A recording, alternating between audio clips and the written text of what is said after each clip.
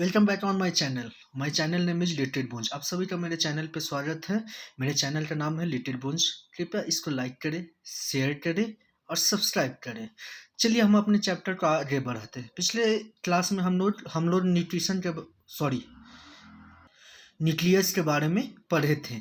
अब उसके यानी पार्ट ऑफ द सेल के चौथे भाग माइटोकॉन्ड्रिया के बारे में पढ़ेंगे। मैं आप सभी से एक बात रिक्वेस्ट करना चाहता हूँ कि मैं जब भी पढ़ाऊँ तो कृपया अपने किताब को अपने सामने रखें ताकि आपको वो समझ में आए। आप मेरी बातों को सुनेंगे और साथ में किताब को भी अगर देखेंगे, उसके पिक्चर्स को देखेंगे तो आपको ज़्यादा अच्छे से समझ में आएगा। साइंस पिक्चर्स को देख के समझने में बहुत अच्छे से समझ में आता है। चलिए बढ़ते हैं, माइटोकॉन्ड्रिया को पढ़ते हैं अब हम आगे। Mitochondria are the tiny rod shaped or spherical organelle which are found in all the cells। Mitochondria एक छोटा सा रॉड शेप्ड या फिर कह सकते हैं कि एक स्पेरिकल ऑर्गेनल है जो सभी सेल्स में पाए जाते हैं, चाहे वो एनिमल सेल्स हो या प्लांट सेल्स हो।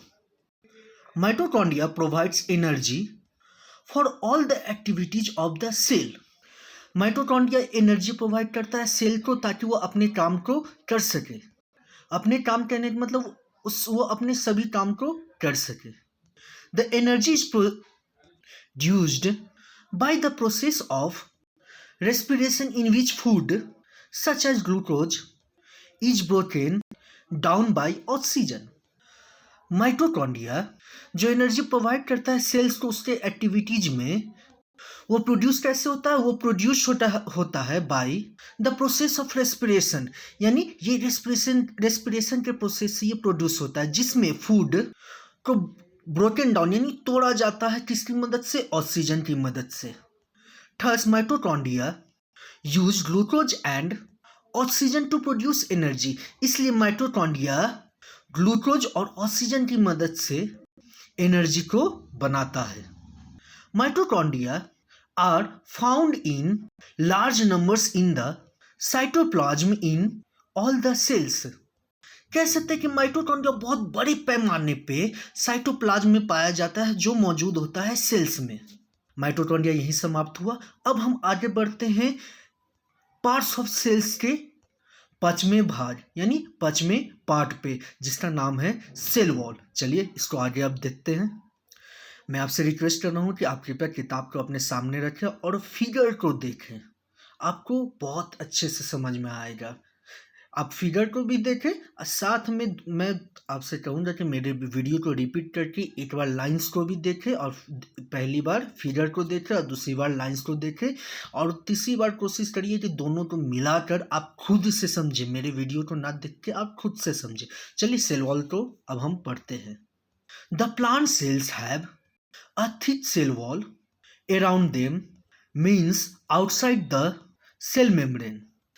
कह सकते हैं कि सेल वॉल ये एक दीवार होता है जो सेल मेम्ब्रेन को ऊपर से कवर करता है। ये सिर्फ और सिर्फ प्लांट सेल्स में ही पाए जाते हैं, एनिमल सेल्स में सेल वॉल नहीं पाए जाते हैं। The cell wall is made of a tough material called cellulose.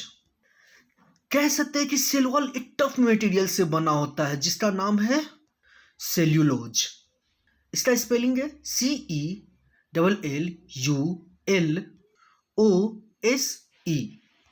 अब इसका काम क्या होता है चलिए देखते हैं। Cell wall gives shape and support to the plant cell. कह सकते हैं कि सेल वॉल का काम क्या होता है? वह शेप और सपोर्ट देता है प्लांट सेल को। Cell wall also hold the plant cells together and give plants most of their strength. कह सकते हैं कि सेल वॉल प्लांट्स को होल्ड करता है यानी पकड़े रखता है, यानी एक तरह से समझो कि वो सपोर्ट करता है उसको खड़े होने में, और अपना ज्यादा से ज्यादा ताकत उसको देता है। चलिए आगे बढ़ते हैं। Plants need protection against high wind speed, variations in temperature and atmospheric moisture etcetera. कह सकते हैं कि प्लांट्स को भी तो ताकत चाहिए तेज हवा से बचने के लिए, टेम्परेचर्स में उतार चढ़ाव को झेलने के लिए, और एटमॉस्फेयर में जो मॉइस्चर होता है उससे प्रोटेक्ट करने के लिए भी इनको ताकत चाहिए, जो सेल वॉल इसमें उनकी मदद करता है। आगे बढ़ते हैं। Since plants are fixed at a place so they can not move to protect themselves from the various change in their surroundings. कह सकते हैं कि जो पौधे होते हैं, पौधे पेड़ जो भी होते हैं, वो अपनी एक जगह पे फिक्स्ड होते हैं, वो मूव नहीं कर सकते हैं। तो मूव नहीं कर सकते तो सीधी सी बात है, जब वो मूव नहीं कर सकते, एक जगह पे स्थिर है, तो वह किसी चीज़ को चाह के भी अपने आप को कहीं प्रोटेक्ट नहीं कर सकते। वह जहाँ है वहीं पे वे खड़े हैं। हम इंसान या फिर कोई भी जानवर तो इधर उधर जाके छिप सकते हैं, किसी तरह का आविष्कार करके उससे प्रोटेक्ट कर सकते हैं, लेकिन प्लांट्स में कहाँ, प्लांट्स को तो कुछ नहीं, वो खड़े के खड़े हैं रहते हैं। तो इस सेल वॉल ही उन्हें एनर्जी प्रोवाइड करता है ताकि वह इन सब चीज़ों से बच सके। इन सब चीज़ों से कहने का मतलब हम पिछले लाइन में ही पढ़े हैं, speed of wind, variations in temperatures and atmospheric moisture से। The tough cell wall present in plant cells provide protections to plants.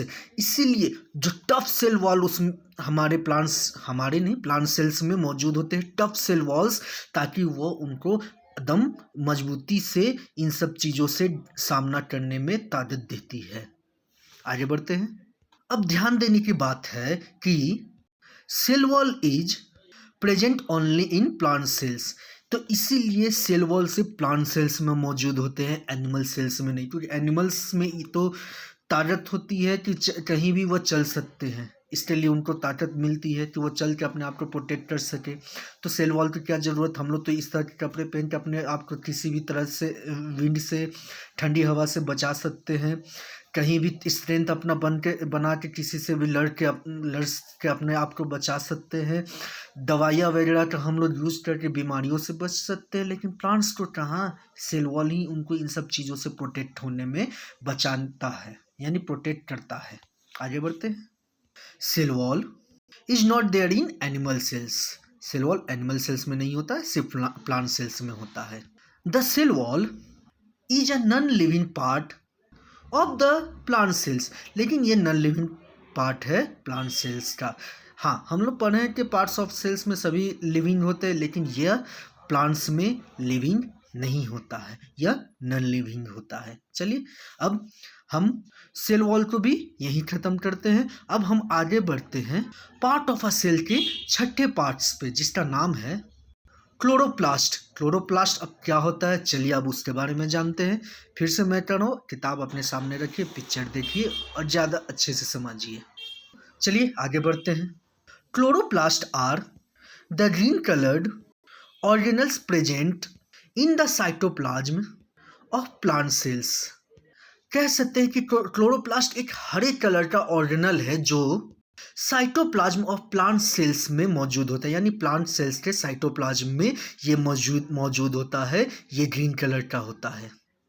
The process of food making by plant known as photosynthesis. कहने का मतलब जो प्रक्रिया, जो भोजन बनाने की प्रक्रिया प्लांट्स में होती है, उस प्रक्रिया को हम लोग फोटोसिंथेसिस नाम दिए हैं। ये एक छोटा डिफिनेशन है, आगे इसका एक बड़ा डिफिनेशन भी फोटोसिंथेसिस का मिलेगा, उसके लिए हमें आगे बढ़ना होगा। चलिए आगे बढ़ते हैं। Photosynthesis take place in chloroplast. ये फोटोसिंथेसिस क्लोरोप्लास्ट में पाया जाता है। The green colour of chloroplast is due to the presence of a green pigments called chlorophyll। अब जानते हैं कि ये क्लोरोप्लास्ट ग्रीन कलर में कैसे होता है। क्लोरोफिल में ग्रीन कलर के कुछ पिगमेंट्स होते हैं, यानी ग्रीन कलर के कुछ पदार्थ होते हैं उसमें मौजूद होते हैं, इसी वजह से उसका कलर ग्रीन होता है। किसका कलर? क्लोरोप्लास्ट का। और जो ग्रीन पिगमेंट्स होते हैं उनको हम लोग क्लोरोफिल कहते हैं। आपने प्रचार तो देखा ही होगा, एक रोबोट लड़की होती है जो बोलती है कि दूध का कलर ग्रीन क्यों नहीं होता है, क्योंकि वो भी एक फूड है। वो इसलिए नहीं होता क्योंकि उसमें क्लोरोफिल नहीं होता है। प्लांट्स में क्लोरोफिल मौजूद होती है, इसलिए उनके पत्तों का कलर ग्रीन होता है। हाँ, लेकिन ज़रूरी नहीं है कि सभी पौधे का कलर ग्रीन होता है, वे और भी कलर्स के होते हैं। Chlorophyll can absorb sunlight energy. कह सकते हैं कि क्लोरोफिल जो होता है वो एनर्जी यानी सनलाइट की यानी सूर्य की रोशनी को वो एब्जॉर्ब करता है यानी अपने अंदर सोखता है। In the chloroplast carbon dioxide and water combine in the presence of sunlight energy to produce food such as glucose. कह सकते हैं कि क्लोरोप्लास्ट में कार्बन डाइऑक्साइड और वाटर मिलते हैं, कार्बन डाइऑक्साइड और पानी मिलते हैं in the presence of sunlight, सूर्य की रोशनी की मौजूदगी में। उसके बाद उन दोनों ये सब अगर जब मिलते हैं तो फूड तैयार होता है जिसको हम लोग ग्लूकोज कहते हैं। यानी प्लांट्स का फूड्स को हम लोग ग्लूकोज कहेंगे तो गलत नहीं है। आगे बढ़ते हैं। And this process of food making is called photosynthesis. इसी प्रोसेस को फोटोसिंथेसिस कहते हैं। पिछले में हम लोग एक छोटी सी लाइन में पढ़े थे फोटोसिंथेसिस का डिफिनेशन जो था the process of food making by plants known as photosynthesis. ये छोटा था, बड़ा क्या था अभी हम तुरंत पढ़े हैं। बड़ा था the process by which plants make their food with carbon dioxide and water in the presence of sunlight energy to produce food। अब चलिए आगे बढ़ते हैं। Thus chloroplast help in the making of food by green plants। कह सकते हैं कि chloroplast food बनाने में मदद करता है ग्रीन प्लांट्स के द्वारा। अब ध्यान देने की बात है कि chloroplast are found only in those plant cells which carry out photosynthesis। इस लाइन का मतलब है कि क्लोरोप्लास्ट उन्हीं पौधों में पाए जाते हैं जो फोटोसिंथेसिस को कैरी करते हैं, यानी फोटोसिंथेसिस इस प्रोसेस के द्वारा अपना भोजन बनाते हैं। Like the cells in green leaves, जैसे पत्तों में हरे कलर के पत्ते होते हैं, उसमें सेल्स जो हरे होते हैं वही इन सब भोजन को बनाते हैं। कैसे बनाते हैं उसी का बारे में तो अभी हम पढ़े। आगे बढ़ते हैं। इसको ऐसे भी कर सकते हैं कि पौधे के जो हरे हिस्से होते हैं जो कि पत्ते होते हैं वही सिर्फ ये भोजन की प्रक्रिया को कर सकते हैं, यानी बनाने का प्रोसेस इन्हीं से होता है। और वैसे हिस्से जैसे कि रूट ये सब जो होते हैं भोजन बनाते नहीं। हाँ, रूट का काम क्या होता है, वो जमीन से मिनरल्स, न्यूट्रिशंस और वाटर को एब्जॉर्ब करके पत्तों तक पहुंचाते हैं। अब पत्ते सूर्य की रोशनी की मौजूदगी में कार्बन और वाटर ये सब को मिक्स करके भोजन बना के वापस पौधे में भेजते हैं। वो कैसे भेजते हैं ये हम लोग आगे किस चैप्टर्स में पढ़ेंगे। चलिए आगे बढ़ते हैं। सो chloroplast will not be found in the root cells of plant। वही लाइन को रिपीट कर दिया है कि रूट सेल्स में क्लोरोप्लास्ट नहीं पाए जाते हैं। आगे बढ़ते हैं। The organelles containing pigments means colour matter present in the cytoplasm of plant cells are called plastids. Organelles जो कॉन्टेंट्स करते हैं यानी अपने पास रखते हैं पिगमेंट्स को यानी कलर मैटर्स को जो कि साइटोप्लाज्म और प्लांट सेल्स में मौजूद होते हैं, उन्हें हम लोग प्लास्टिड्स कहते हैं। Plastids can be of many different colours. Plastids इसका स्पेलिंग है PLASTIDS। ये बहुत सारे कलर्स में पाए जाते हैं। The plastids containing green pigments such as chlorophyll are known as chloroplast. चलिए अब क्लोरोप्लास्ट का भी डिफिनेशन मिल गया है, इसको हिंदी में जानते हैं। प्लास्टिड जो कंटेन करते हैं यानी अपने अंदर रखते हैं ग्रीन पिगमेंट्स को, उन्हें ग्रीन पिगमेंट्स यानी क्लोरोफिल को उन्हें क्लोरोप्लास्ट कहते हैं। इसका स्पेलिंग है CHLOROPLASTS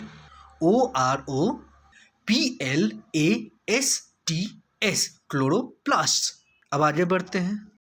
the green colour plastids present in the cells of leaves provide green color to leaves। कह सकते हैं कि जो ग्रीन कलर प्लास्टिड जो मौजूद होते हैं पत्तों के सेल्स में, ग्रीन कलर प्लास्टिड्स का मतलब क्लोरोप्लास्ट जो मौजूद होते हैं पत्तों के सेल्स में, वे पत्ते को ग्रीन कलर में दिखाते हैं, यानी ये ग्रीन पिगमेंट्स ही उन पत्तों को हरे कलर में उनको दिखाते हैं, यानी इन्हीं के कारण पत्ते भी हरे दिखते हैं। चलिए आगे बढ़ते हैं। The plastids can also have pigments of other colours. जरूरी नहीं है कि प्लास्टिक्स का ग्रीन कलर ही हो, वे और भी अलग अलग कलर्स के होते हैं। इसीलिए बहुत सारे पौधे ऐसे होते हैं जिनका कलर अलग अलग होता है।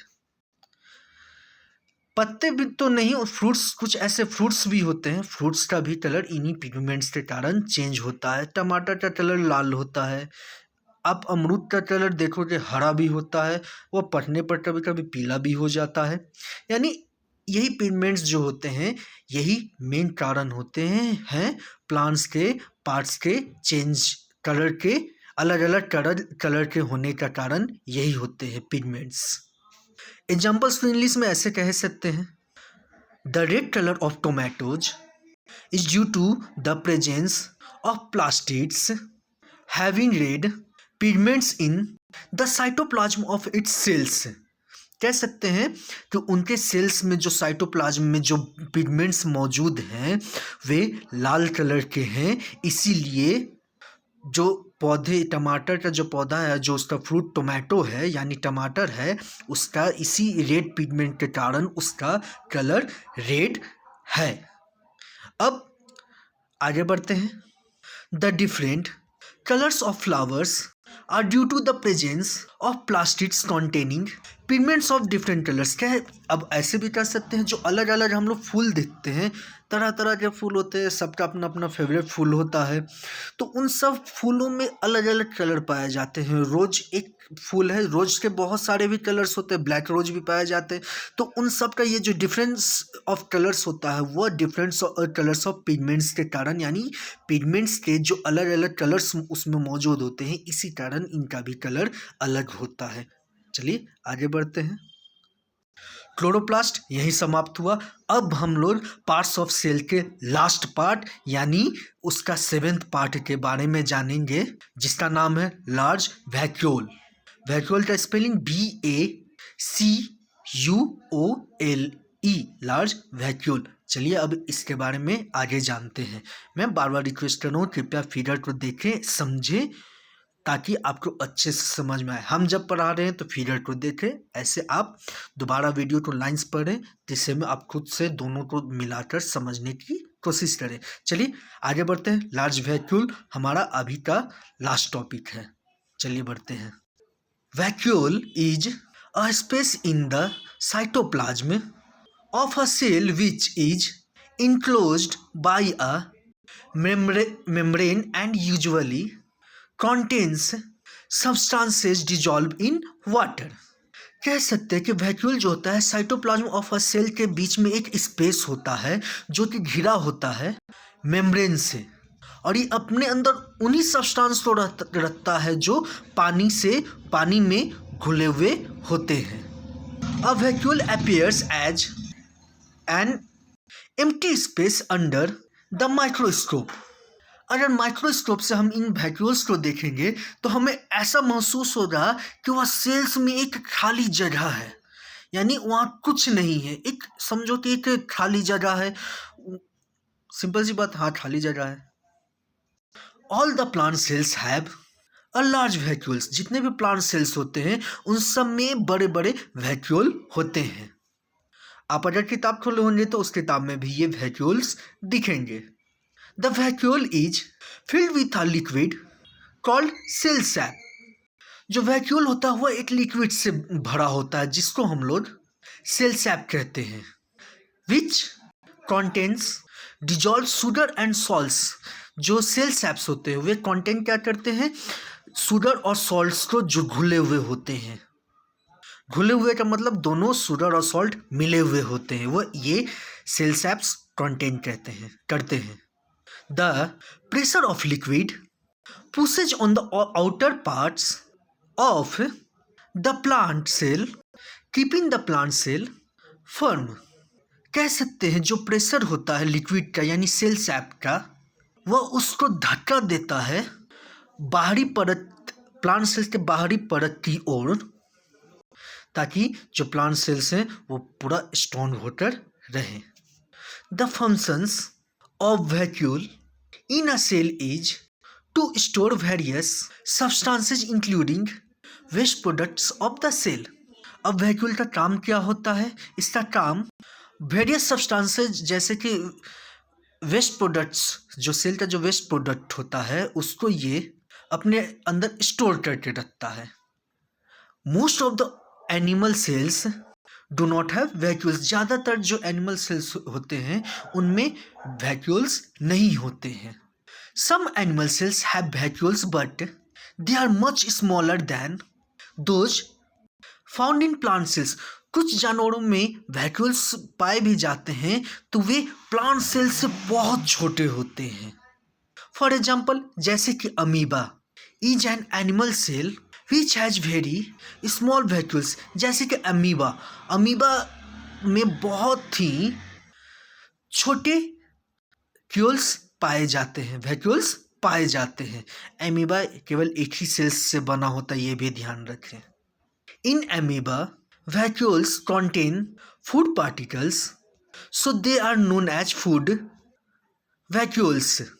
जो कह सकते हैं कि जो अमीबा का वैक्यूल्स होता है वे कंटेन करता है फूड पार्टिकल्स को, इसीलिए इसके वैक्यूल्स को हम लोग फूड वैक्यूल्स करते हैं। आज हमारा क्लास यानी पार्ट्स ऑफ अ सेल के 7 पार्ट के बारे में हम लोग जान गए हैं। अब नेक्स्ट क्लास में हम लोग पढ़ेंगे स्ट्रक्चर ऑफ अ सेल के बारे में। मैं रिक्वेस्ट करूँगा उस वक्त आप अपनी किताब को अपने सामने ज़रूर रखेंगे। स्ट्रक्चर को जानने का मतलब उसके फिगर को और अच्छे से स्टडी करना है। चलिए, थैंक यू। कृपया मेरे चैनल को लाइक करें, सब्सक्राइब करें और ज़्यादा से ज़्यादा शेयर करें, ताकि मैं आपके लिए और भी वीडियो बना सकूं, अगर मैं आपका सपोर्ट मिल जाए मुझे तो। चलिए, थैंक यू।